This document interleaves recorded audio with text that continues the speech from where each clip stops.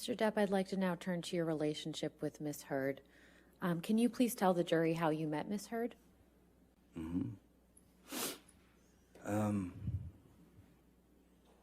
2000, in around 2008, Hunter Thompson and I were going through some of his manuscripts of his books that have been published, and then I found this manuscript in one of his boxes, and it was called The Rum Diary, and I had heard about it, and I knew it was what they called his long-lost novel, in fact, the only novel he ever wrote. And I showed it to him, and Hunter was shocked. Oh my God, that's where it is, you know. And so he said, read me some. So I started reading this to him, and he said, this is a movie, you know. We must produce this together. And, you know, he got all excited about the idea of doing that. So we went right into it, and we started to set up meetings to get money, financing to develop the project. And we finally ended up getting the money to develop the project and to make the film. Hunter,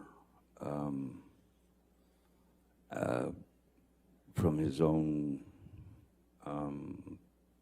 dilemmas in his life, committed suicide, but having had long talks with him, I knew every angle of the book, but I knew every angle of the film that he wanted, which was going to be a bit different than the book.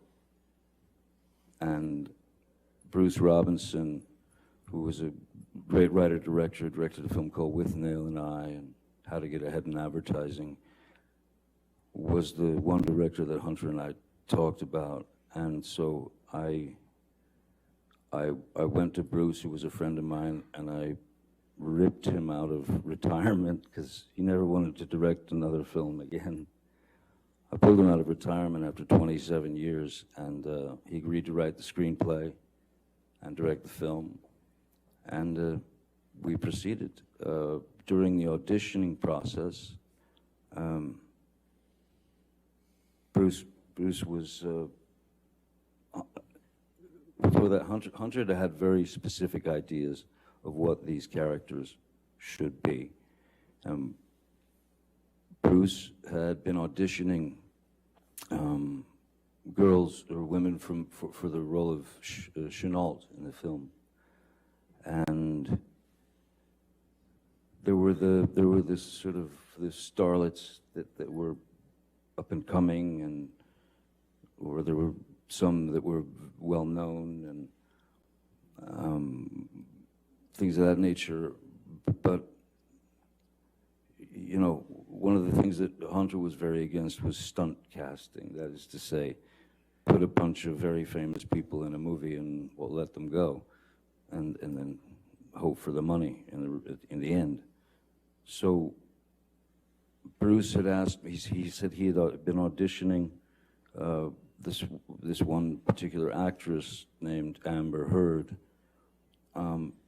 He said that he'd auditioned her 5 times, and he wasn't sure about her capabilities as an actress with regard to the film and the character and taking direction and that sort of thing. So he asked me if I would read with her for the film, and I had already met a number of actresses and things, and so what I said to Mr. Robinson is, I said, Bruce, I don't. If you've auditioned her 5 times, you've seen the best and the worst, I suppose.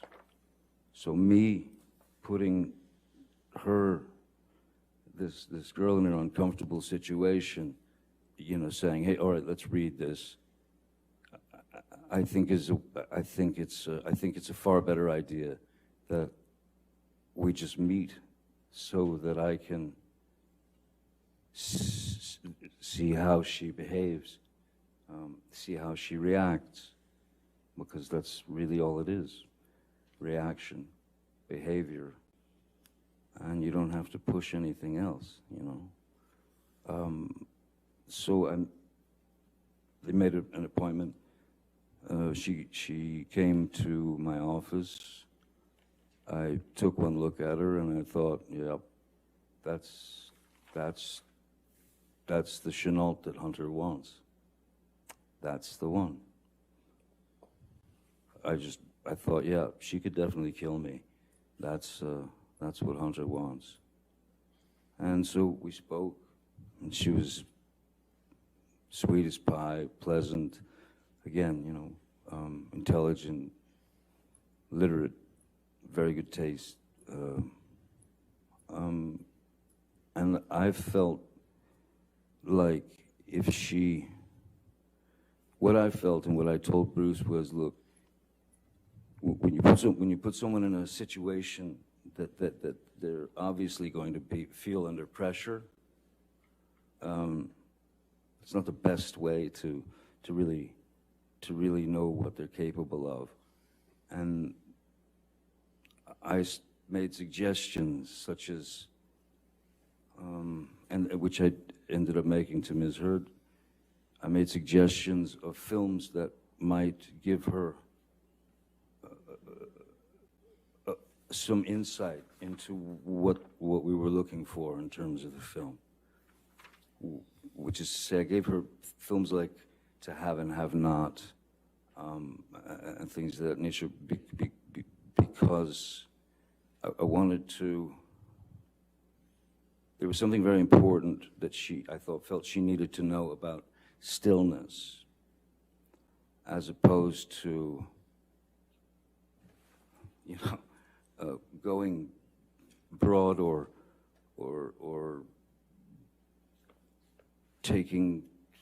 acting a little too much. So I felt like I could be a bit of a traffic cop in that sense, so that, because if we could connect, then it could work, as long as there was truth in her eyes, and as long as there was truth coming out of her dialogue, you know, then it's all in the editing. So I felt that I could help her with that idea of stillness, and so that's when I first met Miss Hurd. How would you describe your interactions with Miss Hurd when you worked together on the Rum Diary?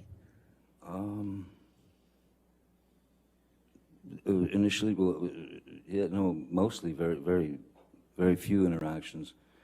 I remember there was a time I wasn't working that day, but I was producing, you know, one of the producers of the film, and it was a scene from the book that was a scene where Ms. Hurd's character was in a nightclub, and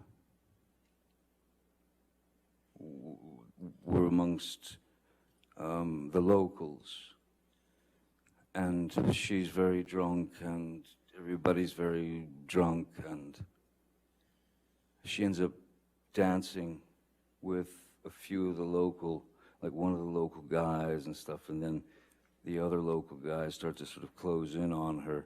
In the book and in the screenplay, as it was written, there was a requirement for nudity for the part, and I was on set the day that they were shooting that, and as I was watching the crowd coming in on her, I realized you know what? Because I would check on Ms. Heard and say, are you all right? Are you sure you're okay? Because this is, you know, she was like, no, no, I'm fine, fine, fine. But I realized that with the crowd surging in towards her, that we wouldn't have to do the nudity. Because if she took her shirt off and she had a red bra on and a skirt, then if she had a red bra in her hand, when the crowd surged in on her, all she had to do was lift the red bra up out of the crowd, and there's no nudity, but it's certainly implied, because then she disappears the character disappears for a few days, and she's quite a wreck when she comes back because bad things have happened to her.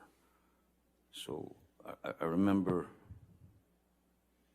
telling Ms. Heard, hey, you don't have to take your clothes off. You don't have to take your top off. You don't have to, everything's cool. And she was appreciative.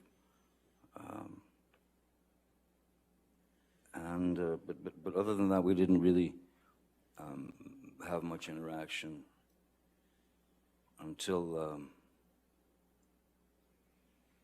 there was a scene where I'm taking a shower, and then she comes into the room and she opens the shower, and we kiss. And that moment was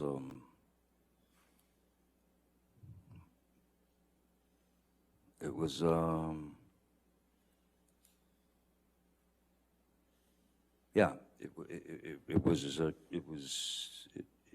felt like something. It felt like something that I shouldn't be feeling, because she had her wife, and even though it was a scene, and she had her wife, and I had Vanessa and kiddies, and